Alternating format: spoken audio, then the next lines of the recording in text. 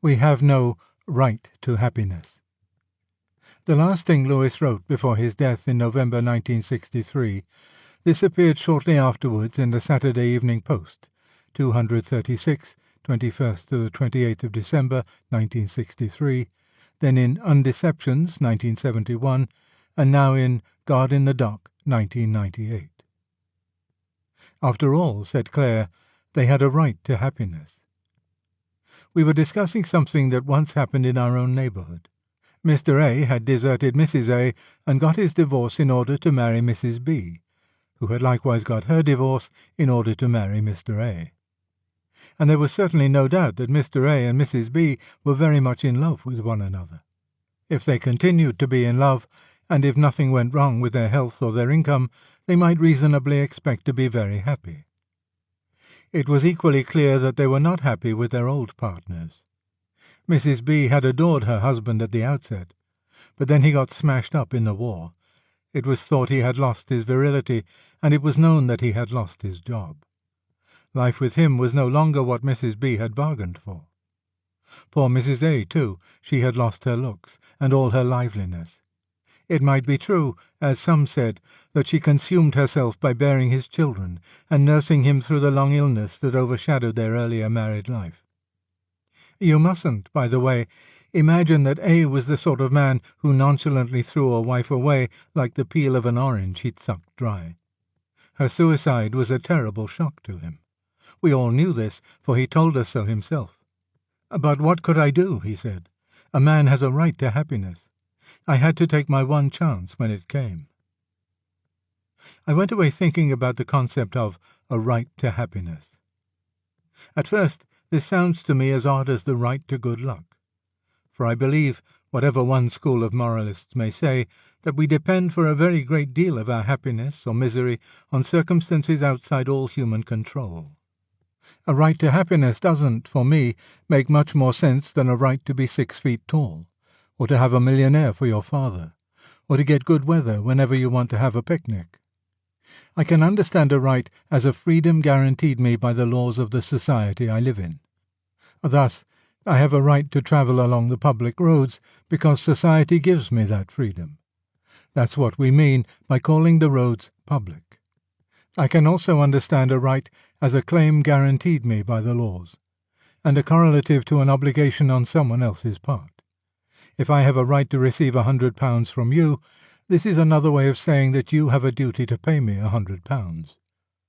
If the laws allow Mr. A to desert his wife and seduce his neighbour's wife, then, by definition, Mr. A has a legal right to do so, and we need bring in no talk about happiness. But, of course, that was not what Claire meant. She meant that he had not only a legal but a moral right to act as he did.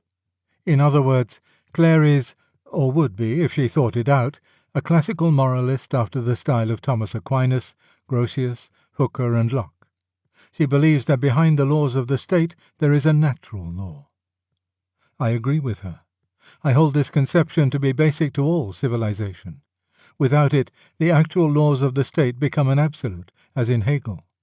They cannot be criticized because there is no norm against which they should be judged.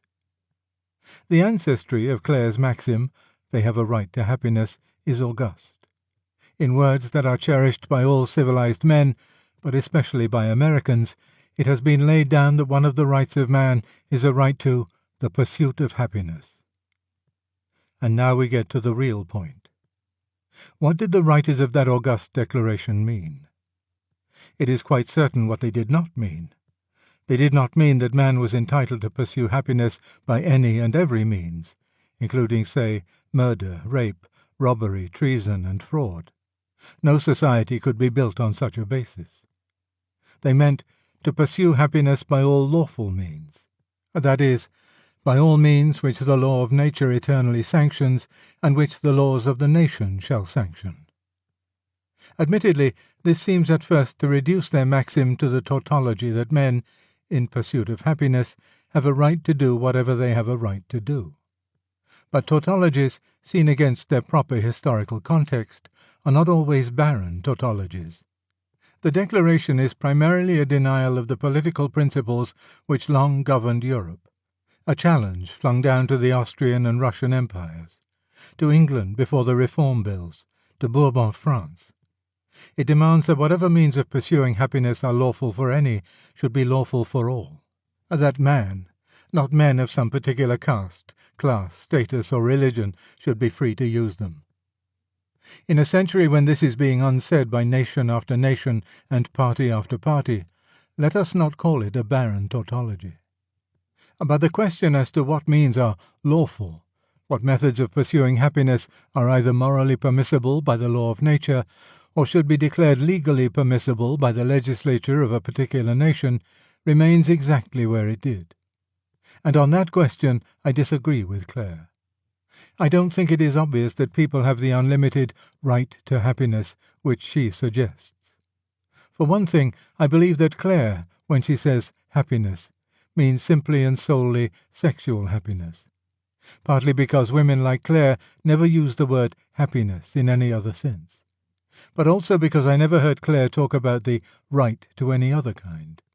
She was rather leftist in her politics, and would have been scandalized if anyone had defended the actions of a ruthless man-eating tycoon on the ground that his happiness consisted in making money, and he was pursuing his happiness. She was also a rabid teetotaler.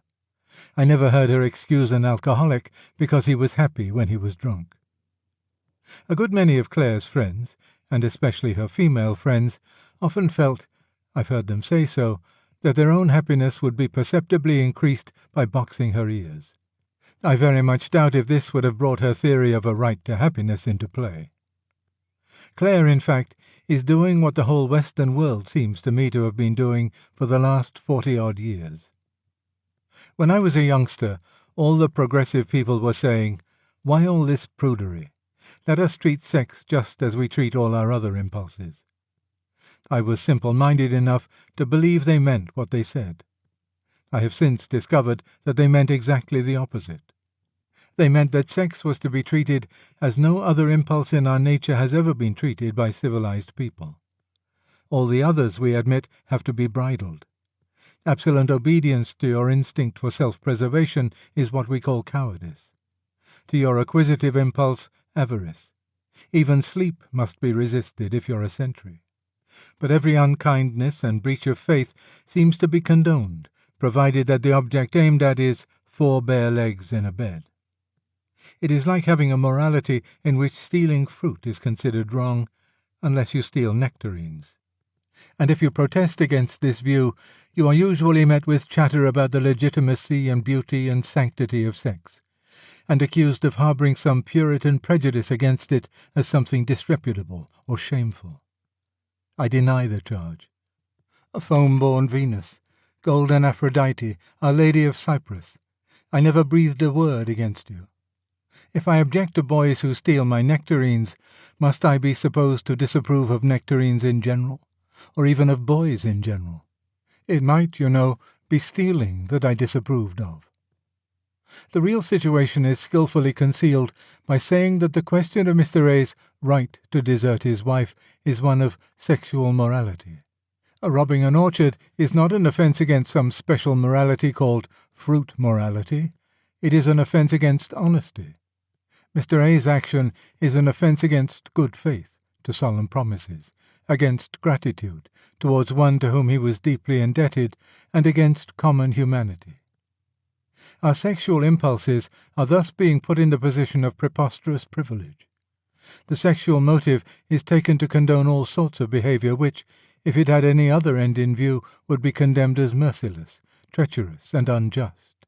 And now, though I see no good reason for giving sex this privilege, I think I see a strong cause. It is this. It is part of the nature of a strong erotic passion, as distinct from a transient fit of appetite, that it makes more towering promises than any other emotion. No doubt all our desires make promises, but not so impressively. To be in love involves the almost irresistible conviction that one will go on being in love until one dies, and that possession of the beloved will confer not merely frequent ecstasies, but settled, fruitful, deep-rooted, lifelong happiness.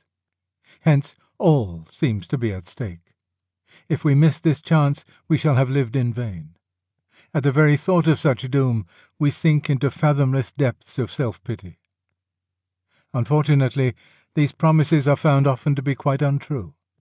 Every experienced adult knows this to be so as regards all erotic passions, except the one he himself is feeling at the moment. We discount the world without end pretensions of our friends' amours easily enough. We know that such things sometimes last and sometimes don't.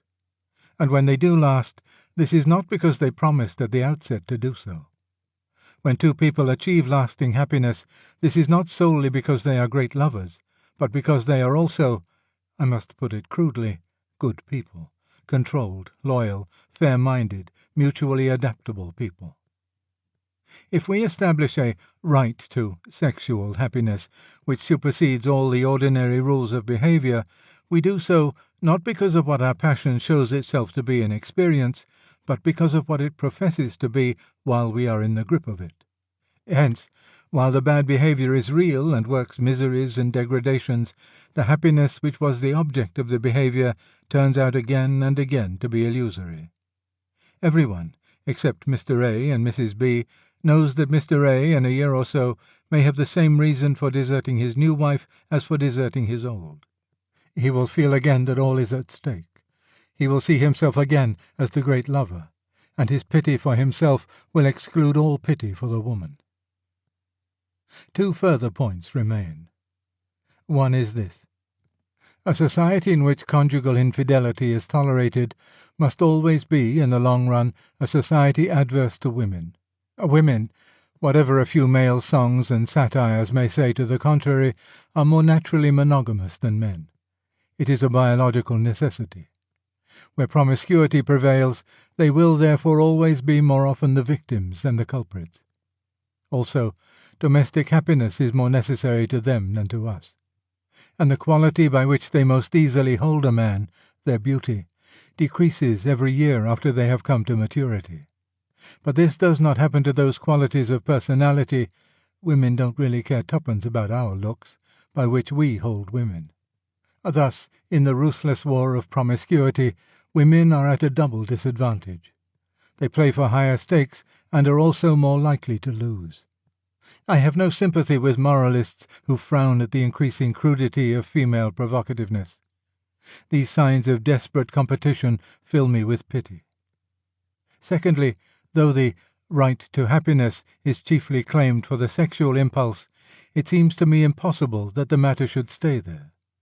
The fatal principle, once allowed in that department, must sooner or later seep through our whole lives. We thus advance towards a state of society in which not only each man, but every impulse in each man claims carte blanche. And then, though our technological skill may help us survive a little longer, our civilization will have died at the heart, and will, one dare not even add, unfortunately, be swept away. Use the referral link in the description to support the channel.